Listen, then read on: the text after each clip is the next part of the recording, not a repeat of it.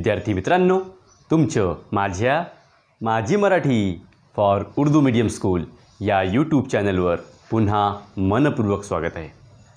बालमित्रांनो, आज आपण या पाठामध्ये इयत्ता 10व्या वर्गाचे पाठ 3 अनाथांची आई या पाठाच्या लेखिका आहेत सिंधुताई सपकाळ। या पाठाचे म्हणजे भाग 1 मध्ये आपण पान क्रमांक 6 वर दिलेला मी सिंधुताई सपकाळ येथून तर पान क्रमांक 7 पर्यंत मला काय बोलावं ते कळत नसे येथेपर्यंत आज आपण इंशाअल्लाह ताला या व्हिडिओमध्ये वर्णन म्हणजे स्पष्टीकरण आणि या उतार्यांवर आधारित काही कृती आपण इंशाअल्लाह ताला या वीडियो में करना आहोत। तत्पूर्वी बच्चों, आप अगर मेरे इस यूट्यूब चैनल माझी मराठी पे फर्स्ट टाइम अगर विज़िट कर रहे हो तो मेरे इस यूट्यूब चैनल को आप सब्सक्राइब करें, मेरे वीडियो को लाइक करें और आगे आप इसे शेयर भी कर सकते हैं। और हाँ, अगर आपको कुछ इस सब्जेक्ट में या इस विषय में कुछ भी परेशानी हो, ये पाठ के समझने में कुछ भी परेशानी हो, में कर सकते हैं, आप उसे कमेंट में लिख सकते हैं। इंशाअल्लाह ताला आपकी प्रॉब्लम सॉल्व की जाएगी। चला मग आपण पाठाची सुरुवात करूया। पान क्रमांक 6 आणि पाठाचे नाव काय आहे? पाठ 3 अनाथांची आई। तो बच्चों, सबसे पहले हम पाठ का शीर्षक जो है अनाथांची आई, इसका अर्थ समझ लेते हैं। अनाथ मतलब होता है यतीम, आणि अनाथांची मतलब यतीमों की, आई मतलब माँ, मतलब यतीमों की माँ। सपकाळ तर या पाठामध्ये अनाथांची आई सिंधुताई सपकाळ यांचे आत्मचरित्राचे वर्णन केले आहे। हे पाठ त्यांनी स्वतः लिहिलेले आहे। हे त्यांचे आत्मचरित्र आहे, मतलब ऑटोबायोग्राफी है। तो देखते हम शुरुआत करते पाठ की। अनाथांची सेवा करणाऱ्या सामाजिक कार्यकर्ता ममता बाल सदन या संस्थेची स्थापना करून अनाथ मुलांचा सांभाळ करण्याचे समाजकार्य त्या करत आहेत। त्यांनी अनेक अनाथ मुलांना शिक्षण दिले, जगण्याची प्रेरणा दिली आणि सर्वात महत्त्वाचे म्हणजे समाजात मानाचे स्थान मिळवून दिले।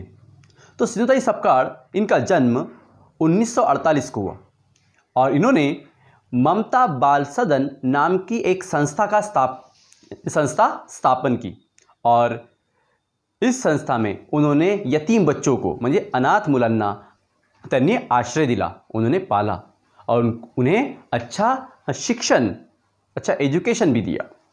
नेक्स्ट, मी वनवासी हे त्यांचे आत्मचरित्र प्रसिद्ध आहे। त्यांच्या सामाजिक कार्याचा गौरव म्हणून महाराष्ट्र शासनाने त्यांना अहिल्याबाई होळकर, सावित्रीबाई फुले या पुरस्कारांनी सन्मानित केले आहे। तसेच सतपाल मित्तल नॅशनल अवॉर्ड व 5 फाउंडेशन यांचेही त्यांना पुरस्कार मिळाले आहेत। त्यांच्या जीवनावर आधारित मी सिंधुताई सपकाळ हा चित्रपट प्रकाशित झाला आहे। सिंधुताई या लयबद्ध वक्तृत्वासाठी प्रसिद्ध आहेत जाते। आता आपण बघू या पाठामध्ये लेखिका सिंधुताई सपकाळ यांनी त्यांच्याबद्दल काय लिहिले आहे ते बघू। प्रस्तुत पाठात लेखिकेची प्रतिकूल परिस्थितीतही शिकण्याची प्रचंड जिद्द दिसून येते। तो इस पाठ में लेखिका सिंधुताई सपकाळ इनकी प्रतिकूल परिस्थिति यानी मुश्किल हालात में भी पढ़ने की ललक यानी जिद उनकी दिखाई देती है। किस तरह से उन्होंने जितना भी शिक्षण प्राप्त किया है तो वो कैसे प्राप्त किया है, उनके घर की स्थिति कैसी थी, उसका वर्णन किया है। तो चलो बच्चों, हम पाठ की शुरुआत करते हैं। उसके पहले आप लोग अपनी अपनी मराठी की टेक्स्ट बुक और एक पेंसिल निकाल लेंगे ताकि जब आपको विश्लेषण करते समय शब्दार्थ बताया जाए तो आप उसे किताब में या कॉपी में पेंसिल से नोट कर सकते हैं। चला आता पाठाची सुरुवात करूया। मी सिंधुताई सपकाळ, मैं सिंधुताई सपकाळ हूँ। मतलब इस पाठ में हमसे सिंधुताई सपकाळ बोल रही है, बातें कर रही है, वो अपनी कहानी बता रही है। चलिए देखते क्या बोल रही है वो। मला लहानपणी सगळेजण चिंधी म्हणत, चिंधी अभिमान साठे, माझा जन्म 14 नोव्हेंबर 1948 रोजी नवरगाव फॉरेस्ट येथे झाला।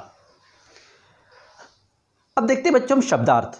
सगड़ेजन, सगड़ेजन मतलब यानी सभी लोग लगभग।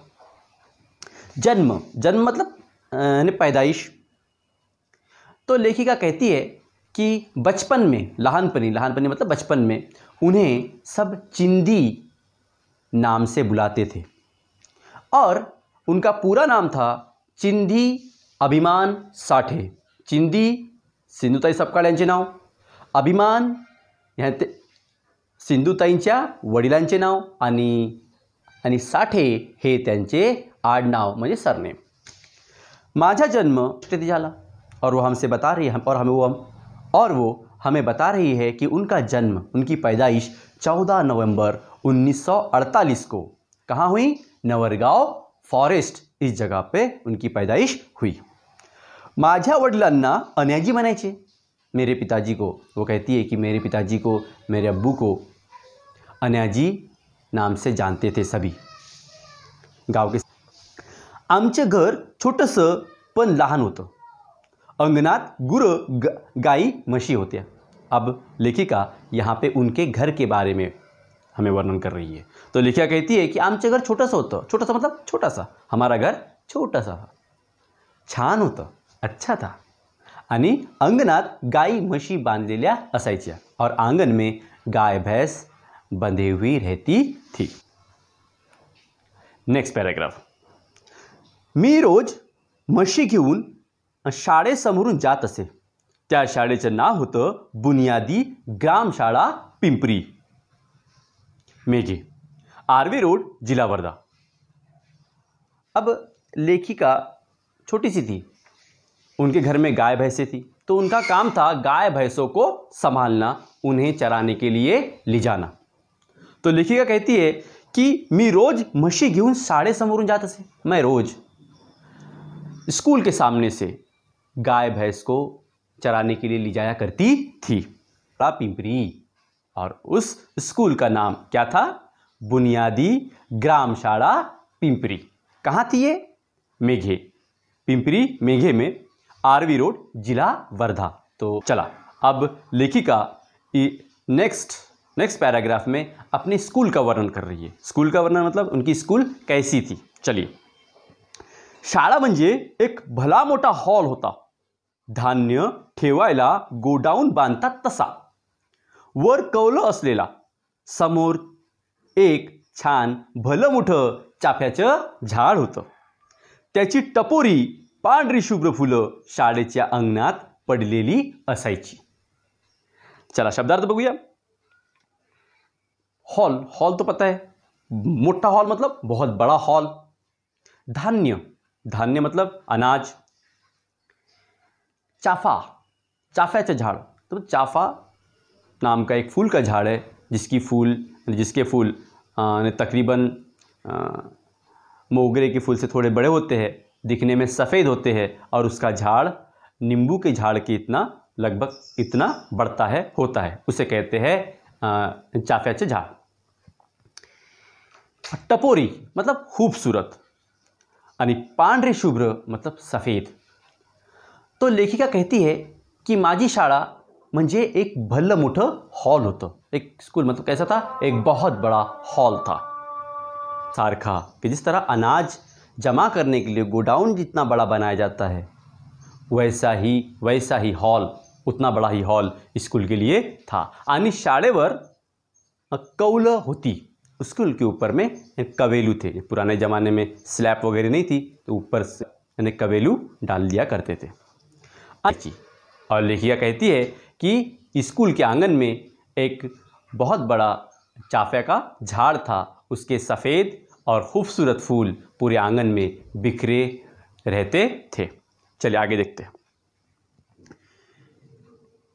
म्हशी घेऊन जाताना शाळेपाशी आले की मी म्हशी घेऊन शाळेपुढे थांबत असे। और जब भी लेखिका कहती है कि जब भी मैं स्कूल के सामने से भैंसें लेके जाती थी तो मैं थोड़ी देर रुक जाया करती थी. शाळेत जाणाऱ्या मुली चांगले कपडे घालून वेणी फणी करून शाळेसमोर खेळत असायच्या. और स्कूल जाने वाले बच्चे चांगले कपड़े घालून मतलब अच्छे कपड़े पहन के, वेणी फनी करून मतलब अच्छी चोटी डालकर वो स्कूल के सामने खेला करते थे. काही जन झाडाखाली अभ्यास करत असायच्या और कुछ लोग स्कूल के सामने झाड़ के नीचे बैठकर अपना मश्क, अपनी स्टडी यानी होमवर्क किया करते थे. तेव्हा मला वाटायचं, तब लेखिका यानी कहती है तब मुझे लगता था, क्या लगता था उन्हें, क्या महसूस होता है, देखती है, आपण पण शाळेत जावं, कि हमने भी यानी मैंने भी स्कूल जाना चाहिए, ऐसा सिंधुताई सपकाळ को महसूस होता था. अब देखते क्या होता है.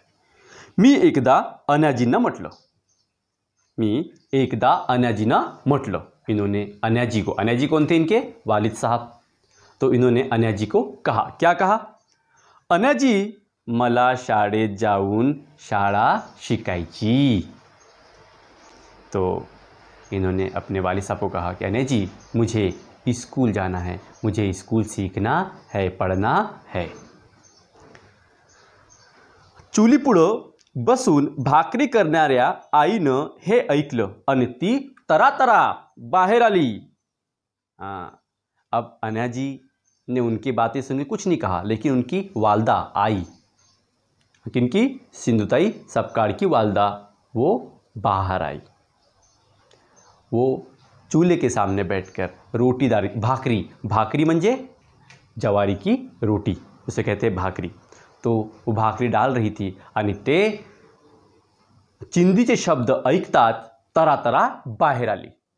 तो जैसे ही वो चिंदी के शब्द सुनती है, यानी सिंधुताई सपकाळ के शब्द सुनती है, तो वो जल्दी जल्दी तरातरा बाहर आने मतलब जल्दी जल्दी बाहर आ जाती है. और क्या कहती है, देखिए, चिंदे काय म्हणालीस, चिंदे काय म्हणालीस, चिंदी क्या बोली तू, शाळेत जायचं, स्कूल जाना है, अगर रोज म्हशी कौन संभाळेल और रोज भैंसे कौन संभालेगा, आपल्या साठेच्या घराण्यात अजून कुणी शाळेची पायरी सुद्धा चढलं नाही. आणि त्या म्हणाल्या, म्हणजे सिंधुताई सपकाळ यांच्या आई म्हणाल्या की आपल्या साठेच्या घराण्यात अजूनपर्यंत कोणीही शाळेची पायरी ओलांडली किंवा चढलं नहीं, कि अभी तक हमारे साठे के घराने में, साठे के खानदान में कोई भी अभी तक स्कूल की पायरी नहीं चढ़े. तो वो एकदम से गुस्से से लाल हो गई, बहुत ज़्यादा गुस्सा सिंधुताई सपकाळ की आई को सिंधुताई सपकाळ पर हो गया था. अब देखते क्या होता. अगं शाळेत जायची म्हणती शहाणी, अगं स्कूल जाने को कह रही है होशियार, शहानी मतलब होशियार, ज़्यादा होशियार. अन्याजी आईचं ऐकत होते पण काहीच बोलत नव्हते.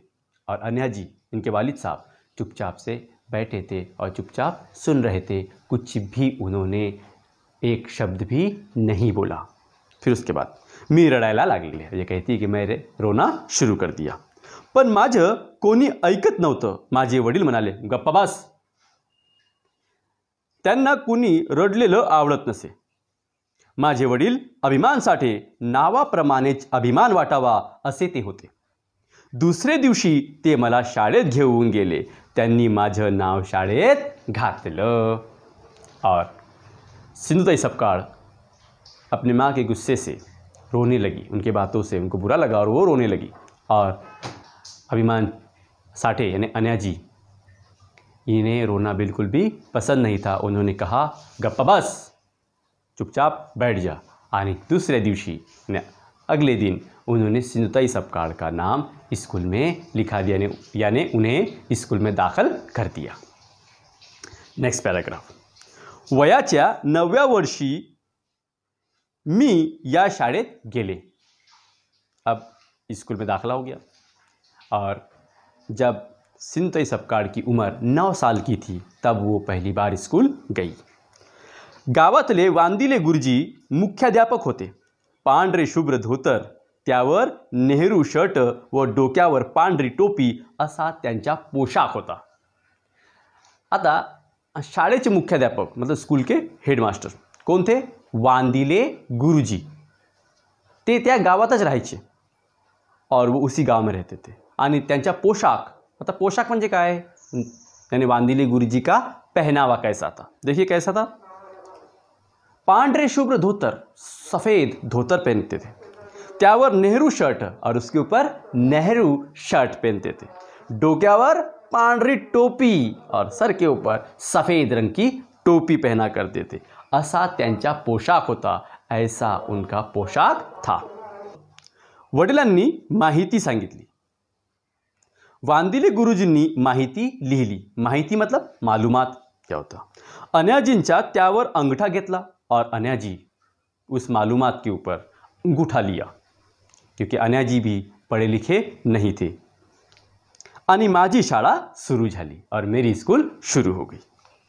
शाळेत नाव घातलं तरी म्हशी सांभाळायला जायवच लागायचं. सकाळी शाळा भरायच्या वेळी मला घंटा ऐकू येत असे. मला शाळेत जावंसं वाटायचं, पण जाता येत नसे. आता लेखिका म्हणते की त्यांचं नाव त्या शाळेमध्ये दाखल करण्यात आलं, तरीसुद्धा त्यांना म्हशी सांभाळाव्या लागायच्या. जेव्हा सकाळीच शाळेची बेल व्हायची म्हणजे घंटी व्हायची, तेव्हा त्यांचं मन शाळेत जाण्यासाठी व्हायचं, पण त्या शाळेत जाऊ शकत नव्हत्या, कारण त्यांना म्हशी सांभाळायच्या असायच्या. अब देखते स्कूल का टाइमिंग क्या था. सकाळी 7 ते 1 वाजेपर्यंत व नंतर 3 ते 5:30 वाजेपर्यंत अशी 2 वेळा शाळा भरायची. और वो कहती है कि स्कूल का टाइमिंग 2 शिफ्ट में था. एक 7 से लेकर तो सुबह 7 से लेकर दोपहर 1 बजे तक, और सेकंड शिफ्ट दोपहर 3 से लेके तो शाम 5:30 बजे तक. ऐसा स्कूल का टाइमिंग 2 शिफ्ट में बटा था. म्हशी चारायला गेलं की शाळेजवळ खालच्या बाजूला जो छोटा डो होता त्यात म्हशी डुंबत बसत. मग मी 1-2 तास निवांत होत असे. तेव्हा शाळेचा राहिलेला अर्धा वेळ मी पाटीचा फुटका तुकडा आणि फाटकं पुस्तक घेऊन शाळेत जात असे. शाळा भरलेलीच असे. जरा शब्दार्थ देख लेते पहिले. डोह म्हणजे पानी साचलेले ठिकाण, मतलब ऐसी जगह जहाँ पानी जमा है, साचलेला है, उसे कहते हैं डोह. त्याच्यानंतर तास मतलब घंटा. निवांत मतलब आराम होना या फ्री टाइम मिलना. अर्धा वेळ मतलब आधा समय, सेकंड हाफ भी कहेंगे हमसे. पाटी बच्चों, पाटी मतलब स्लेट. फाटकं पुस्तक मतलब फटी हुई किताबें. तो सिंधुताई सपकाळ कहती है कि जब वो भैंसे चराने जाती थी तो स्कूल का फर्स्ट हाफ उन्हें नहीं मिलता था. तर म्हशी डोहामध्ये डूबत बसत और भैंसे उस डोह में डूबकर आराम किया करती थी. तेव्हा लेखिकेला उस समय लेखिका को 2-3 तास यानी 2-3 घंटे खालीपन के मिला करते थे. और वही समय यानी उस सेकंड हाफ के समय यानी स्कूल के 3 से 5:30 के दरमियान, इस समय कुछ वो स्कूल जाने के लिए उन्हें निवांत समय मिलता था. शाळा भरलेलीच असे. काही मुलं मोठमोठ्याने 1-2 असे पाढे म्हणत असायची. 3री आणि 4थीला वांदिले गुरुजी शिकवत. 4 क्लास तक के उनकी स्कूल में क्लासेस थे. एक यानी 1ली, 2री, 3री आणि 4थी. तर 3री आणि 4थीला वांदिले गुरुजी शिकवत असत. 3री क्लास को और 4थी क्लास को वांदिले गुरुजी पढ़ाते थे. तर 1ली, 2रीला कामड़े गुरुजी शिकवत. उस तरह से 1ली और 2री क्लास को कामड़े गुरुजी ये पढ़ाते थे. मतलब हमें यहाँ समझ में आ गया कि स्कूल में 2 शिक्षक थे, 2 गुरुजी थे. नंबर 1 वांदिले गुरुजी, ते गुरुजी पण होते आणि मुख्याध्यापक पण होते. आणि दुसरे कांबळे शिक्षक म्हणजे कांबळे गुरुजी. 4 कोपऱ्यात 4 वर्ग अशी रचना असे. अब बहुत बड़ा हॉल था, वो स्कूल के नाम से बहुत बड़ा हॉल था. तो 4 कोनों में 4 कोपरा, कोपरा मतलब कोना, 4 कोनों में 4 क्लास बैठा करती थी. इस तरह से रचना थी. चलिए नेक्स्ट पैराग्राफ. मी वर्गात गेले की मुलं मुली म्हणत. जिस तरह और जब लेखिका क्लास में प्रवेश करती थी तो मुले मुली यानी लड़के लड़कियां स्टूडेंट्स कहते थे. क्या कहते थे? गुरुजी चिंदी आत्या शाळेत आली बघा. गुरुजी चिंदी आत्या शाळेत आली बघा. आत्या, आत्या मतलब होता है बच्चों फूफी, बुआ. तो चिंदी क्लास में प्रवेश करती थी तो स्कूल के बच्चे उन्हें चिढ़ाते थे, गुरुजी चिंदी आत्या शाळेत आली बघा. वांदिले गुरुजी माझ्याकडे रागाने बघत. वांदिले गुरुजी माझ्याकडे रागाने, रागाने मतलब गुस्से से देखते थे. पण कांबळे गुरुजींचे आश्वासक डोळे मला न बोलता सांगत, ये बस वर्गात. तर आश्वासक डोळे म्हणजे भरोसा देने वाली निगाहें, सांत्वना देने वाली निगाहें, आत्मविश्वास बढ़ाने वाली निगाहें. वांदिले गुरुजी उन्हें गुस्से से देखते थे स्कूल में लेट आई तो, लेकिन कांबळे गुरुजी उन्हें भरोसे वाली निगाहों से देते थे, उन्हें प्रेरणा देते थे, उनका आत्मविश्वास बढ़ाते थे और ममता से, प्यार से, मोहब्बत से कहते थे, ये बस वर्गात आजा और क्लास में बैठ जा. लास्ट पैराग्राफ, पान क्रमांक 6. माझ्यावर त्यांनी खूप माया केली. अब लेखिका कांबळे गुरुजी का व्यवहार कैसा था उसका वर्णन कर रही है. माझ्यावर त्यांनी खूप माया केली. लेखिका कहती है कि मुझ पर कांबळे गुरुजी ने खूब माया की. माया की मतलब बहुत ही प्रेम ममता इन्होंने दिखाई. मी शाळेत उशिरा गेले तरी ते रागवत नसत. मैं स्कूल में देरी से भी अगर पहुंची तो मुझ पर गुस्सा नहीं करते थे.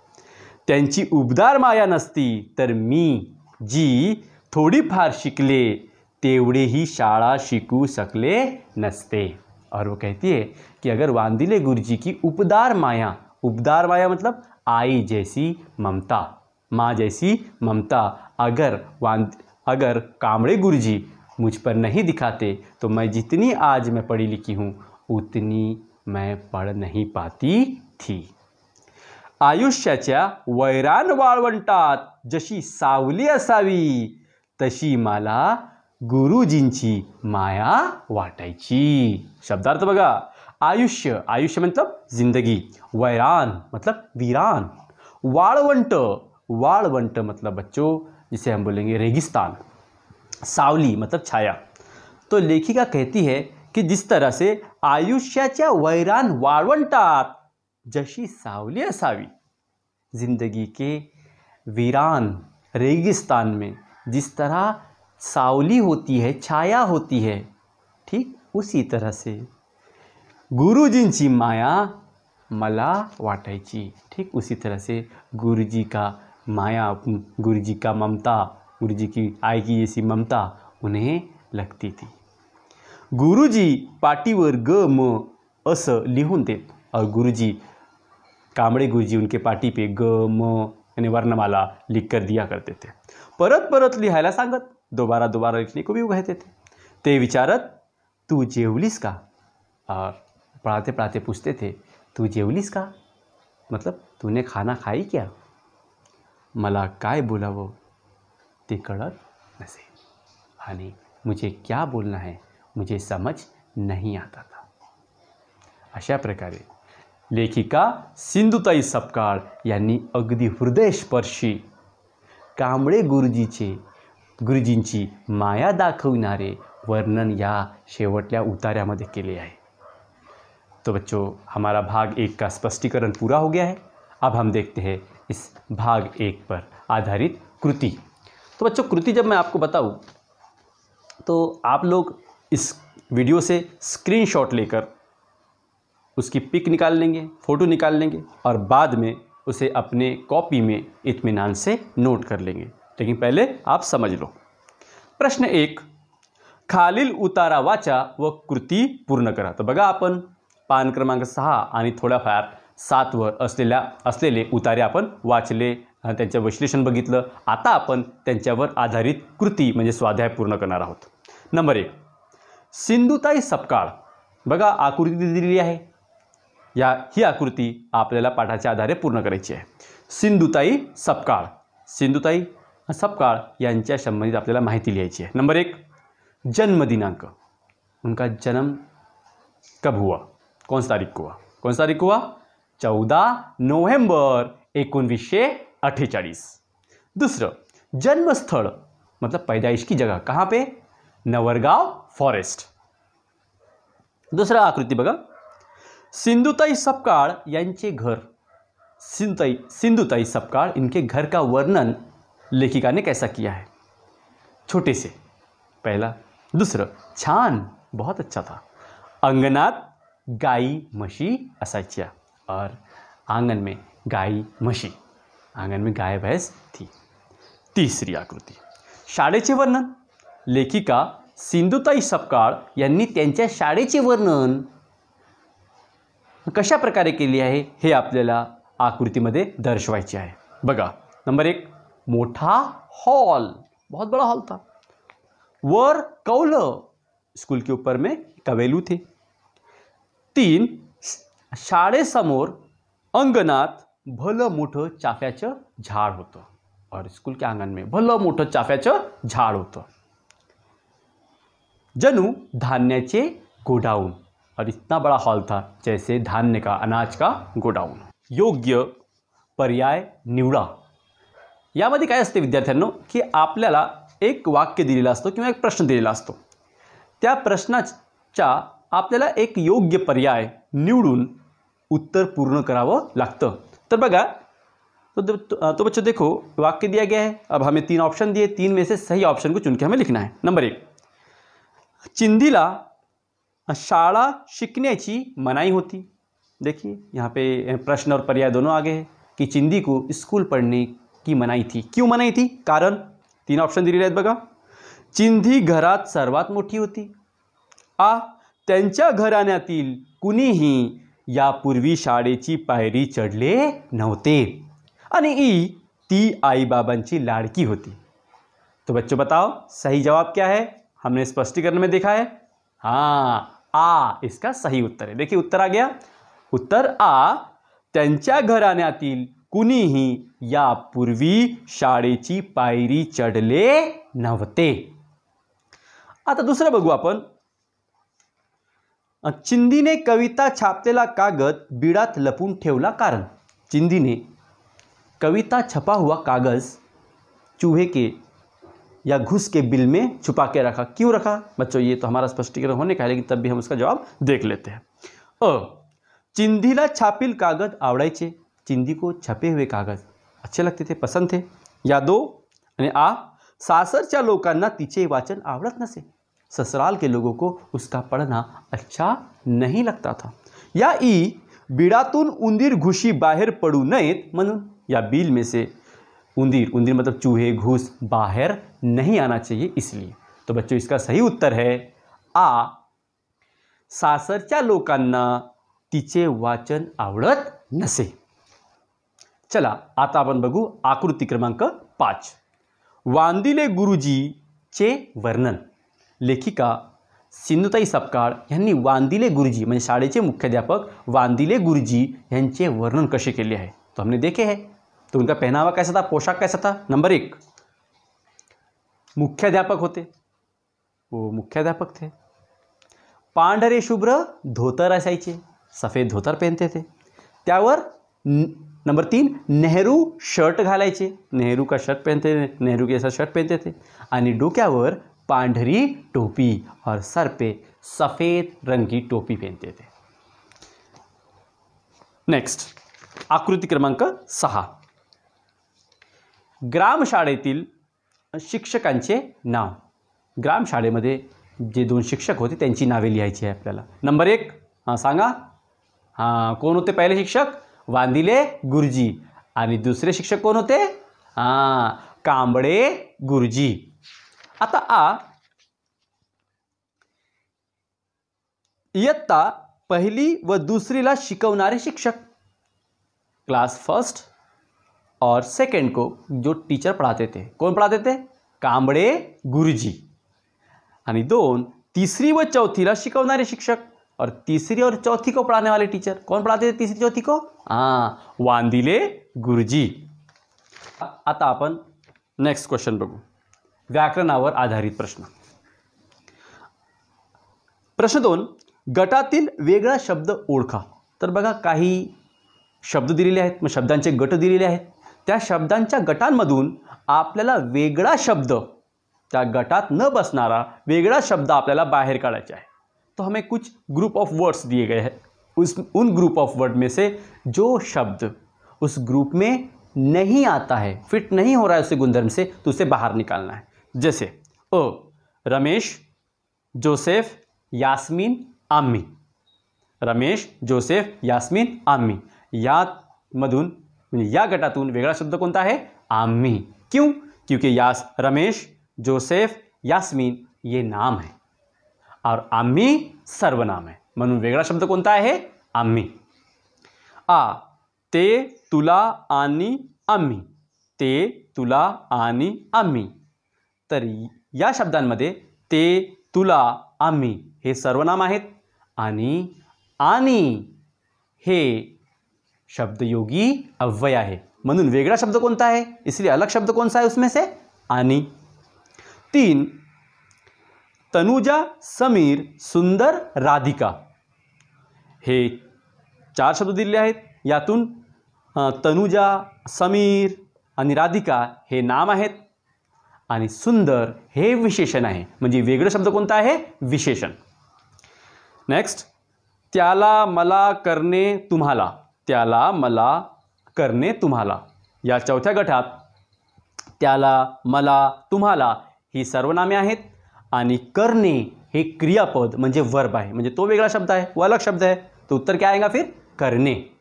बच्चों, अगर आपने मेरा वीडियो शब्दांचा जाति नहीं देखा होगा तो आपके इस वीडियो के डिस्क्रिप्शन में शब्दांचा जाति इस वीडियो का डिस्क्रिप्शन यानी लिंक मैं यानी पोस्ट कर रहा हूँ. आप उस लिंक के माध्यम से शब्दांचा जाति ये वीडियो को देखकर पार्ट्स ऑफ स्पीच म्हणजे नाम, सर्वनाम, विशेषण, क्रियापद, क्रियाविशेषण अव्यय, शब्दयोगी अव्यय, उभयान्वयी अव्यय आणि केवल प्रयोगी अव्यय यांचे तुम्ही अध्ययन करू शकता. चलो, अब देखते बच्चों लास्ट क्वेश्चन म्हणजे स्वमत. आपल्या शब्दात उत्तर. 1, लेखिकेने कांबळे गुरुजीबद्दल व्यक्त केलेली भावना तुमच्या शब्दात लिहा. लेखिका सिंधुताई सपकाळ, इन्होंने कांबळे गुरुजी का वर्णन किस तरह से किया है, इसे आपको अपने शब्दों में बयान करना है. मराठी मध्ये बघा, उत्तर यहाँ पे स्क्रीन पर आ गया आपके. उत्तर बघा. अनाथांची आई या पाठाची लेखिका स्वतः सिंधुताई सपकाळ आहेत. या पाठात लेखिकेची प्रतिकूल परिस्थितीतही शिकण्याची प्रचंड जिद्द दिसून येते. चलो, अब देखते हैं हम उत्तर की ओर. कांबळे गुरुजींबद्दल लेखिकेने कृतज्ञता व्यक्त केली आहे. चिंदी वर्गात उशिरा गेल्यानंतरही तिला कांबळे गुरुजी वर्गात बसण्याची परवानगी देत होते.